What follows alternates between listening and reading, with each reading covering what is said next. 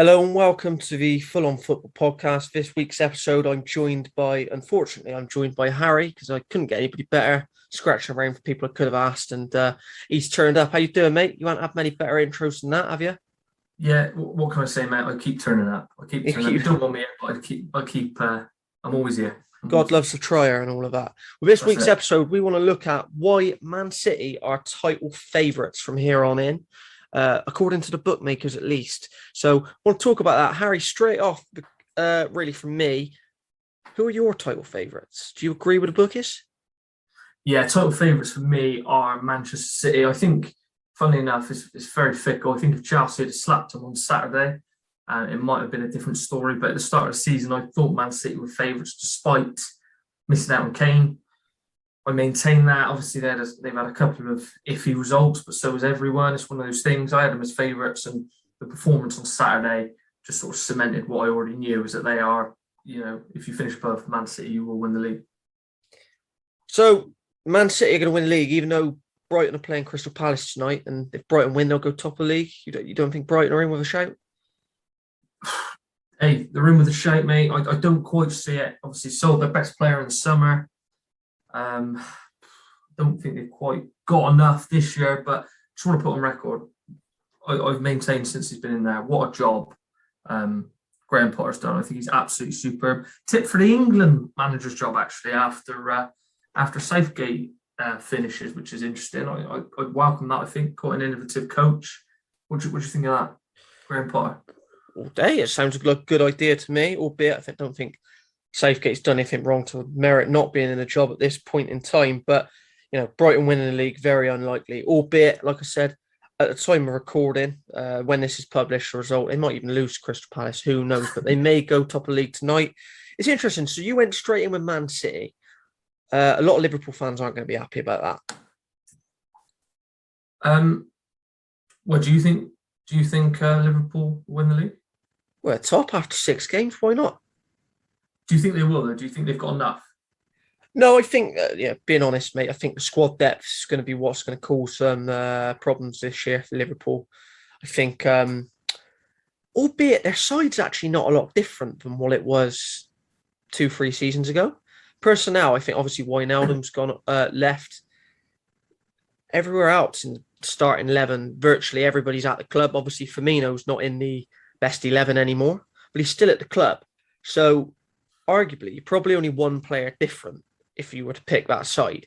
But it just seems like a different side. Jota coming in for Firmino and losing Wijnaldum. Isn't that the issue, though? Isn't that the issue that Firmino's still at the club? It's why they haven't got a chance. Because really, we're thinking back to that. They won. Didn't he score on the final day at home? That was his first goal at Anfield all season or something like that. He did even struggle that year. I think the performance of Liverpool masked Bobby Firmino's average performances really at times, and that's probably where I look at as being their biggest downfall. Mane will score, Salah will score every single week. But Firmino, obviously, Jota's come in, like you said, he scored at the weekend, looked very good. Don't think he's a number 9 still. I think he's very much shoehorned in there as a not as a stopgap, but as someone who is at large doing a job. I think he'd be he'd be a lot more comfortable on the left.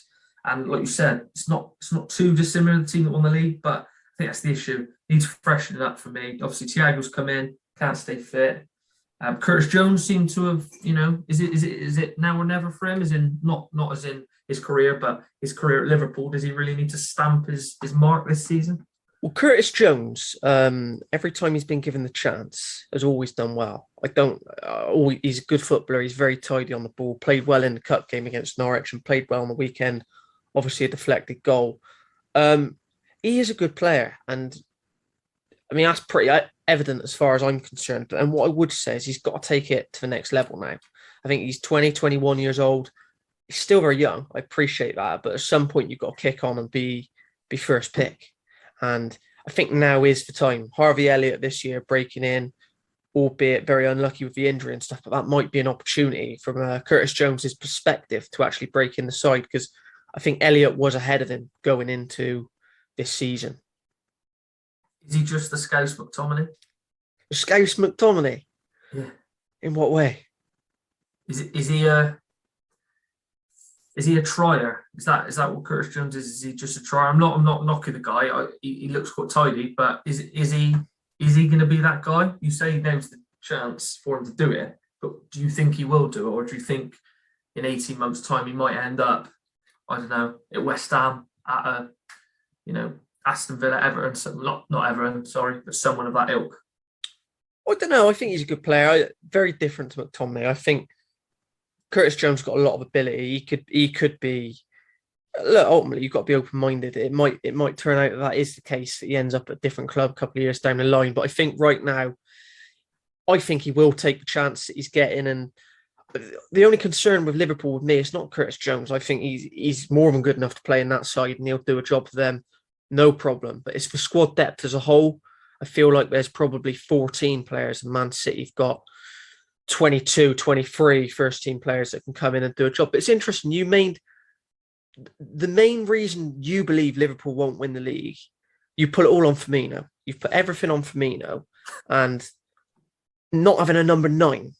And yet, beside you think will win the league, are complaining about not having a number 9. Talk me through it. Man City, you said, when Liverpool won the league, they did it without a number. What about Man City? Exactly the same. Well, you asked Pep, they haven't got a number 9. I've got some news for him. They do have a number 9, and he made a big song and dance in the pre-match before Chelsea at the weekend. That I think I've got the quote here somewhere. He said, "Strikers are strikers. We don't have this weapon that teams like Chelsea, United, or Tottenham or others have. We don't have a player to score 25 league goals for himself, so we have to do it as a team." Ironically, the number 9 that they said they didn't have scored the winner for them at the weekend and was the only one who looked like scoring. So I don't know what he's saying. I know Jesus probably isn't everyone's cup of tea, but I think he could score 25 goals for Man City, given a run of the team. It's unbelievable for me. So you're absolutely spot on. Jesus comes in, number 9. He's been playing him on the wing recently. I don't know if that's the player requested to do that. I'm not sure. But he scored the goal. How would that make Jesus feel? That's question number 1 for me. That can't make him feel good. And secondly, complaining about having no striker.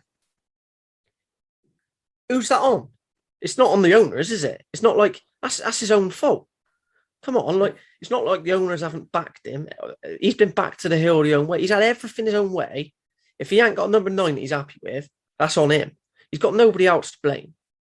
Absolutely, he's got it all his own way, like you said. He's got an empty checkbook. He's got the most expensive squad ever assembled. If he really wanted, if he didn't get a striker, I think it's down to him. I don't think he hasn't been backed. I know he makes a big song and dance each year that we hadn't got this much money, we couldn't have afforded Van Dijk, and we couldn't afford this, we couldn't afford that. And the only reason we could afford Jack Grealish is because we sold a load of young players that no one's ever heard of. It's nonsense. He has got the Man City owner, Sheikh Mansour, has more money than God. He's worth about $40 billion and as a blank checkbook each summer. I don't buy this at all. And it is down to him. And I don't think, although Harry Kane, I think, would have all but sealed the league before a ball was kicked, I still make them favourites despite that. And I still think Jesus is a good striker. Now, getting away from lambasting Man City, why are Man City the favourites? Obviously, we've said they haven't got the striker. Pep said, we haven't got a striker. But why is it in your head? Why do you think that they are the team to beat? Yeah, so to put it on record here, obviously I was asking you why Liverpool can't win it, why Brighton can't win it, interestingly. But Man City are my favourites, despite asking you all of those questions. I just think they will drop points due to the striker situation. That's going to happen. But they're also capable of winning 9 in a row. I don't think Liverpool might be. Liverpool are probably the side, I think, Liverpool and Chelsea, that could push them. Liverpool are somewhat an unknown quantity, really. We don't know what we're going to see with Liverpool this season, despite them being so good a couple of seasons ago. But after last season, we just don't know. Are they just going to return to being that good again? Formidable? Are they not? Unanswered questions there. I feel like Man City, you watch them against Chelsea on the weekend, they are of a superior football side in this league. And the only reason why they wouldn't win the league would be through drawing games 0-0, because they're not taking chances, drawing games 1-1. So down to the striker situations. Pep's absolutely right regarding the striker situation, but ultimately I think they just have enough quality that in most games, once they've got the first goal, they're going to score 3 or 4. Floodgates are going to open. They've got so much attacking quality that I think 9 games out of 10 is not a problem anyway. So they're so superior to everyone else in terms of the squad depth and the football that they play. I just think they will win the league. That's for me. I had them as favourites, even before the Chelsea game. I think if Chelsea had have beat them, perhaps we'd have to been saying, being sort of 7 points in front. Maybe Chelsea would have had to been made favourites, but they didn't. Man City went to Stamford Bridge and were superior all game. So you have to respect that. They are title favourites for me. The worrying thing for everyone else is that, like you said, they've gone to the home of the European champions, the early pace setters, the team that everyone thought was the team to beat. Obviously, they signed Lukaku, this and other, and they made them look average. They changed their tactics on the whole to try and deal with Man City to no avail, and that's the worrying thing. If I was a Chelsea fan, I'm looking at that. They've played, like I said, they've changed the tactics. They've got 3-man midfield of Kante, Kovacic, Jorginho, a very defensive-minded midfield. They've got a back five, what was a flat back five, really, if we're being honest. The players they've signed over the last 18 months, Kai Havertz, obviously they got Mason Mount, who was their best player last season, Pulisic, Ziyech, Hudson-Odoi, all on the bench to try and stifle Man City. And that, to me, that shows it. Everything you need to know about how superior this Man City side actually are to Chelsea, and that how do I say it? Basically, what Saturday shows is that for Man City not to win the league won't be because they are outclassed, won't be because they are outfought by teams. It will be because they, as has been the case in the past, they absolutely dominate a game but couldn't put the ball in the net. To me, when they are on song, there is no one that can live with them. And interestingly, got Liverpool at Anfield this weekend. That will probably explain a lot again, and it'll give us, indication of whether Liverpool are as good as you think they are. Look, if Liverpool beat Man City on Sunday, are Liverpool title favourites next week?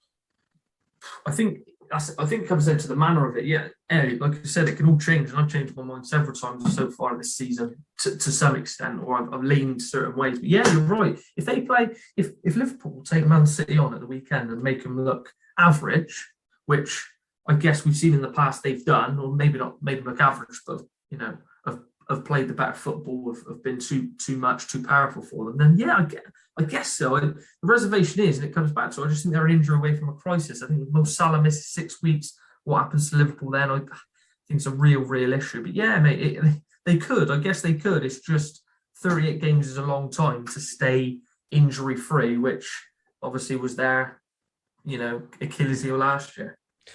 No, I echo those thoughts, really. I just don't see how Liverpool would cope with, especially Mo Salah. I don't know what they would do. So let's swing it around to Man United, because I'm sure you've got a lot of emotions to get off your chest about Man United. Why can't Man United win the league? Man United can't win the league, probably 3 reasons. Two big reasons anyway. First reason, the manager. Trying to get on record, Ole Gunnar Solskjaer does not deserve to be sacked at all. Certainly not based on this season. He's not done a lot wrong. To be honest, he's done a good job. I think he's done well. I think it's the best thing I could say. He took over in a difficult time, and it is improving year on year. But he is not an elite manager, and I think at the moment, you need to be an elite manager or almost at that level to win the league, to win the big trophies. I don't think Solskjaer is. He's still to some extent learning on the job, which I don't think the other elite managers are, i.e., Tuchel, Pep, and Klopp. That's one of the reasons, and the other reason, holding midfield. We've played, 6th league game the weekend. There was not one game where I was really that confident that we could have shipped quite a few goals in all of those games, bar the Leeds game, because Leeds were there for the taking. Against Newcastle, against Wolves, we should have been 3-0 down at half-time. Against Wolves, against Newcastle, we could have conceded. Could have lost to Southampton, obviously drew 1 each. And against West Ham, obviously last-minute penalty save. So the results paper over the cracks of what were pretty average performances, lack presence in midfield. Fred and McTominay do the same job and they don't do it that well. Fred's a bit of a liability and they don't seem to have the nous that the top holding midfielders do. I look at Fabinho, I look at Jorginho, I look at Fernandinho, Rodri. They all seem to have that control in every game they play where they've got that authority. I don't see the same with the Man United midfielders, and what comes with that is dominating the ball and having that, being able to dominate possession against teams. Whereas at the weekend, obviously, midfielder John McGinn was superb. He made most of the midfield look stupid.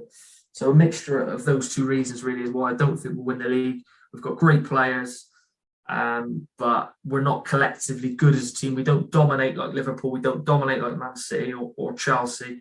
We do well, and we have great players that do great things at moments that win us games. I don't see many. There haven't been many occasions really over the last year, despite us finishing second last year, where we were superb for 90 minutes, and that is ultimately the difference. I think we'll be better than last year, but still finish probably at a low position at the table, such as the increased quality throughout the league is my very, very long-winded answer to that.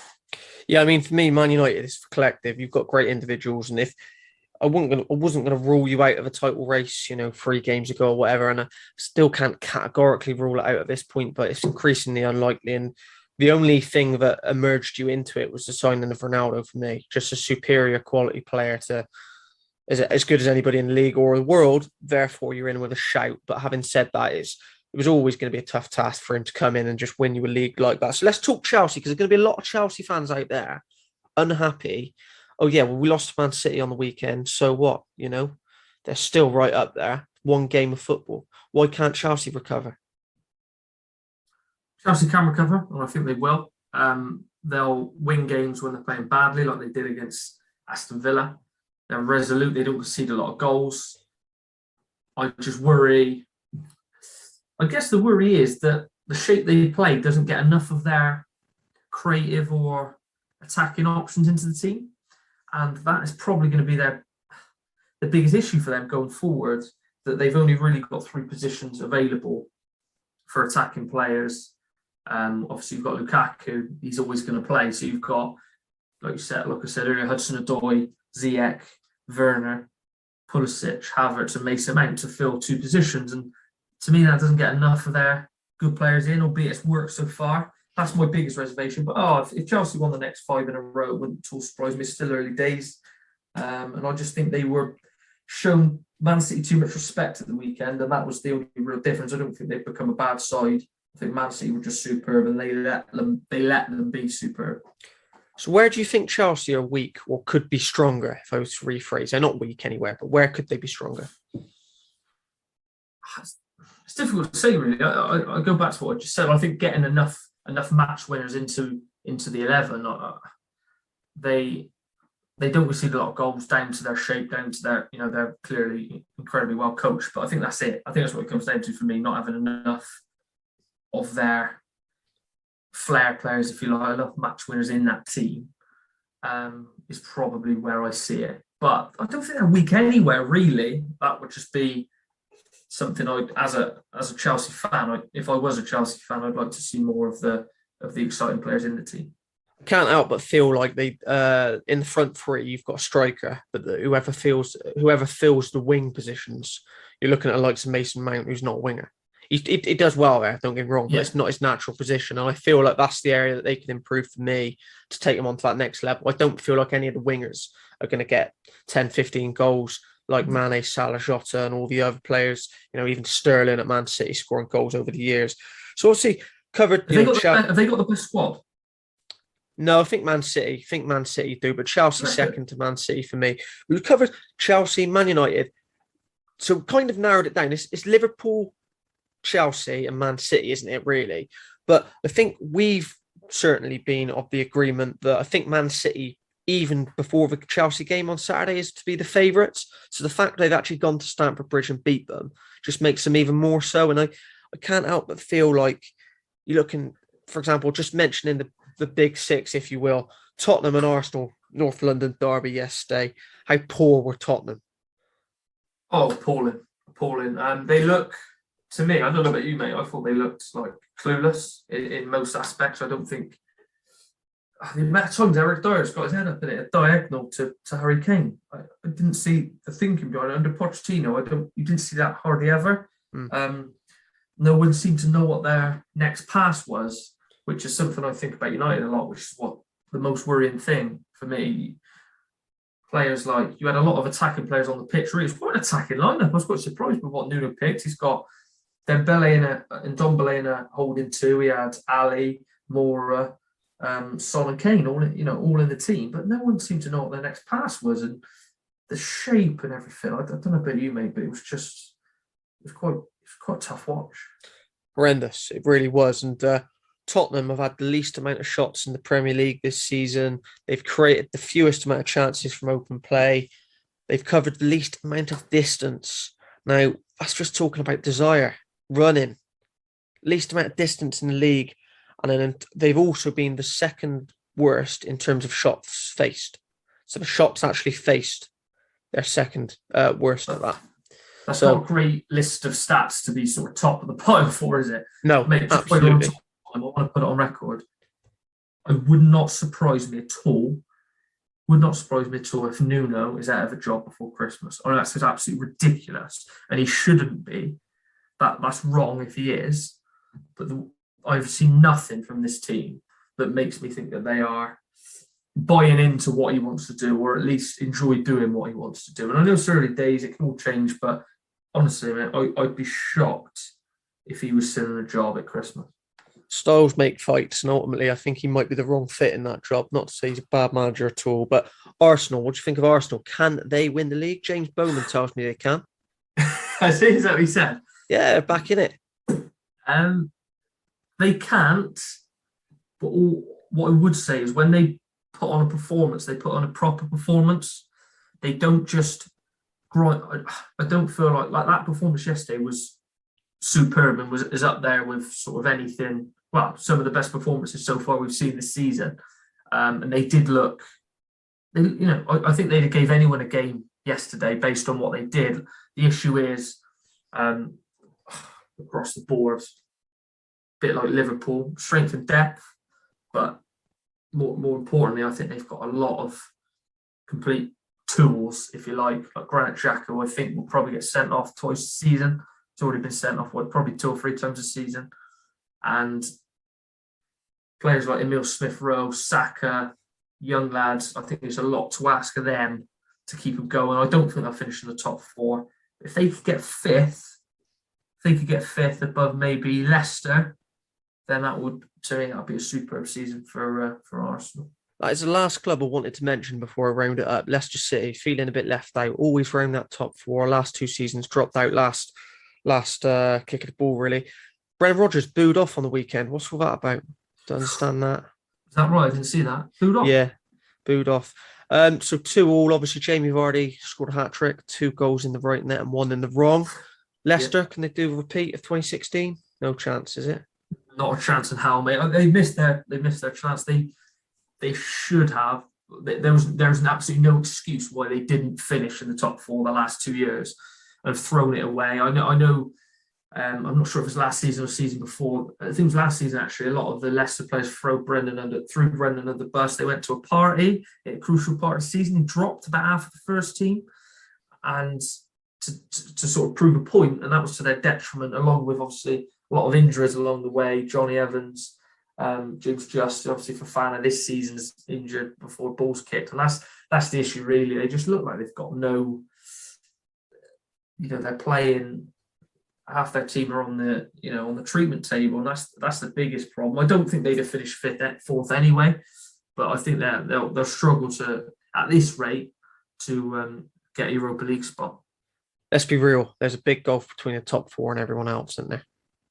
Big gulf. Hey, but anyway, go on, mate. Just before we finish, obviously we've got those 3: Man City, Liverpool, and Chelsea is the main 3, with City probably just in front.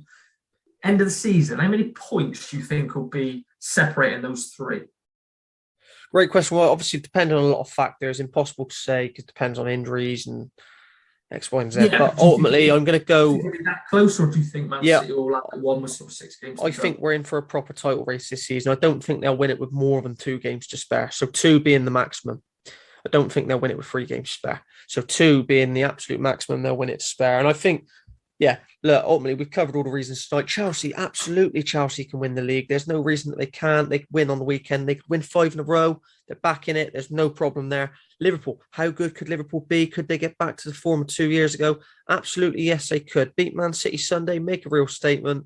Man City 4 points behind, 7 games gone. Who knows? But Man City go to Liverpool at Anfield on Sunday. If Man City go to Anfield, take a point, even take all 3. As far as I'm concerned, there is absolutely no reason Man City won't reclaim the title for a second year running. And that is, for me, why Man City are title favourites this season.